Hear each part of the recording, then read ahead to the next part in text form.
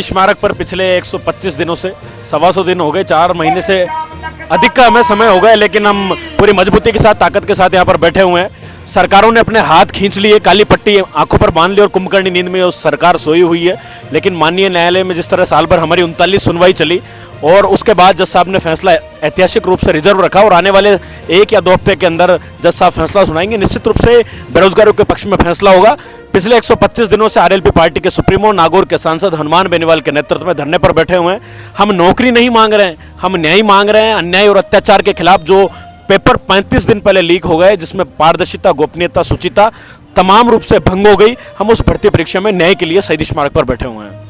हम कोर्ट के फैसले का इंतजार कर रहे हैं। जिसी तरह माननीय न्यायालय का फैसला आ जाता है, उसका इंतजार है। अगर फैसला हमारे विपक्ष में आता है तो निश्चित रूप से दिल्ली कूच की तैयारी रहेगी। जैसा कि सांसद साहब हनुमान बेनीवाल के नेतृत्व में दिल्ली कूच होगा बड़े स्तर पर। हमने पहले भी एक बार जेल भरो आंदोलन जयपुर में किया और एक बार 1 लाख नौजवानों की तादाद वीटी रोड उस मानसरोवर के ग्राउंड में एकत्रित की। सरकारों के कमिश्नर और संभाग आयुक्त मौके पर आए, लेकिन जो आश्वासन के पुलाव दिए और उसके बावजूद सरकार ने अपने हाथ खींच लिए। कोर्ट में माननीय न्यायालय को गुमराह करने का प्रयास किया।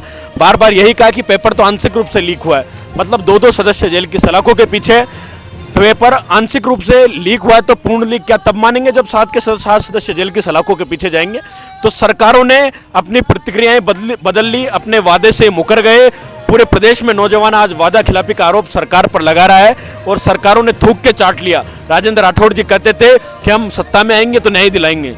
सीपी जोशी जी, प्रदेशाध्यक्ष, चाहे सतीश पूनिया जी हो, तमाम लोगों ने बड़े बड़े वादे किए थे और इन्होंने, सरकार यदि सत्ता में आई तो इस वादे के साथ आई थी कि हम तमाम भर्ती परीक्षाओं के पेपर की लीक की जांच सीबीआई से कराएंगे। 19 में से 17 पेपर लीक हुए, लेकिन एक भी भर्ती परीक्षा की जांच सीबीआई से नहीं हुई।